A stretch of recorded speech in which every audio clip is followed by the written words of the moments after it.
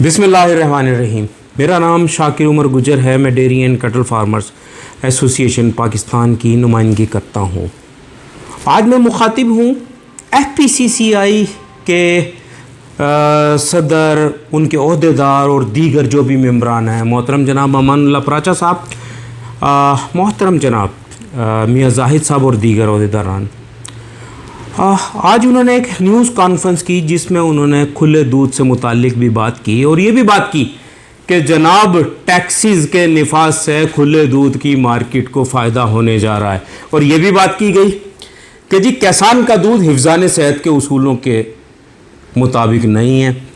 تو یقینی طور پہ یہ تو بات سمجھنے کی ہے نا کہ جو آپ کے جن کے لیے آپ بات کر رہے ہیں ملک پروسیسرز، وہ ہمیشہ سے ایک غلیظ مہم، کبھی پاکستان میڈیکل ایسوسی ایشن، کبھی ٹی وی اینکرز، کبھی نیشنل میڈیا کے ذریعے چلاتے رہے ہیں، جس میں تازہ دودھ کو گندا اور اپنے دودھ کو اچھا کہتے رہے ہیں. اور یقینی طور پہ وہ پیمرا سے ہم کیس جیت بھی چکے ہیں جو کہ ایک پروڈکٹ کو اچھا اور ایک برا کر رہا ہے. تو میں اس میں یہ کہوں گا کہ جناب آپ کو فریق نہیں بننا چاہیے.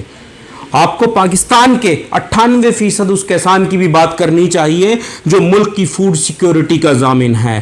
آپ نے جو چھوٹے کسان کو فائدہ پہنچنے کی بات کی، یقیناً اس سے آپ کی تکلیف کا ہمیں اندازہ ہوا کہ چھوٹے کسان کو اگر فائدہ ہونے جا رہا ہے ان ٹیکسز کے نفاذ سے، تو آپ کو یہ سوچنا چاہیے کہ حکومت پاکستان نے یہ کس تناظر میں لگایا. میں آپ کو بتا دوں کہ جب میاں ثاقب نثار صاحب کی عدالت میں یہ کیس پہنچا تو پروڈکشن آڈٹ کا مطالبہ کیا گیا، اور یہ میڈیا رپورٹس ہیں، میں اپنی تو نہیں. ایک کمپنی کی پرچیز 3 لاکھ لیٹر تھی اور 63 لاکھ لیٹر کی سیلز تھی، یہ ہمیں بتایا گیا.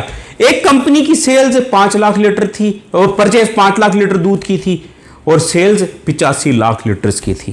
اگر تازہ دودھ حفظان صحت کے مطابق نہیں ہے تو کیا ان مشینوں سے گزر کے وہ اچھا ہو جاتا ہے؟ حفظان صحت کے مطابق ہو جاتا ہے. تو جناب میں آپ کو کہوں گا کہ آپ کو فریق نہیں بننا چاہیے.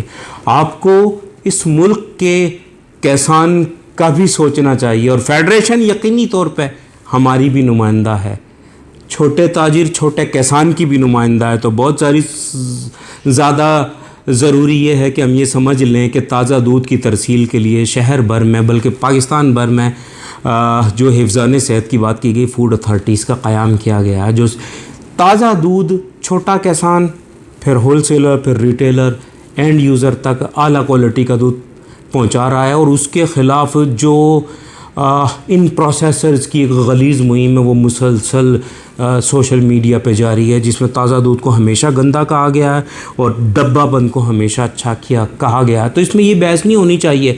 وہ بند ہے، اگر وہ اچھا ہے تو اچھا ہے، اور وہ کھلا ہے وہ اچھا ہے تو اچھا ہے. تو بہت زیادہ ضروری یہ ہے ایف پی سی سی آئی دیے گئے اسٹیٹمنٹ پہ نظر ثانی کرے، چھوٹے کسان کی بھی بات کرے، ان پٹس پہ لگائے گئے ٹیکسیز پہ بھی بات کرے کہ اس سے جناب اس جو ان پٹ پہ لگایا گیا 10% ٹیکس ہے، یقینی طور پہ اس کا امپیکٹ 13-14% تک آئے گا اور اس کا خمیازہ ساری بھگتے گا.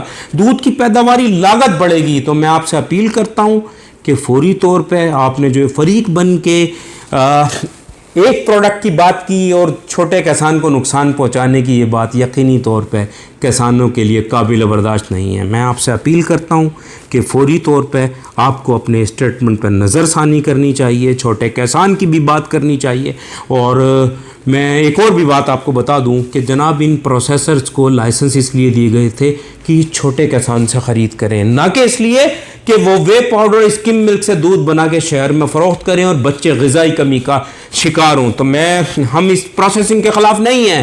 ہم یہ کہتے ہیں کہ جناب یہ دودھ ہم سے خریدیں، جو ہماری کاسٹ آف پروڈکشن ہے اس کے مطابق ہم سے خریدیں، نہ کہ یہ وے پاؤڈر اسکم ملک سے دودھ بنا کے فروخت کریں اور اس کی حمایت آپ کریں، اور خشک دودھ پہ جو ڈیوٹی گورنمنٹ نے لگائی ہے اس پہ آپ تنقید کریں. تو میں امید کرتا ہوں کہ آپ میری بات کو بہتر انداز میں سمجھ گئے ہوں گے اور آئندہ آپ چھوٹے کسان کی بھی بات کریں گے اور چھوٹے کسان کو اعتماد میں بھی لیں گے. جزاک اللہ خیر.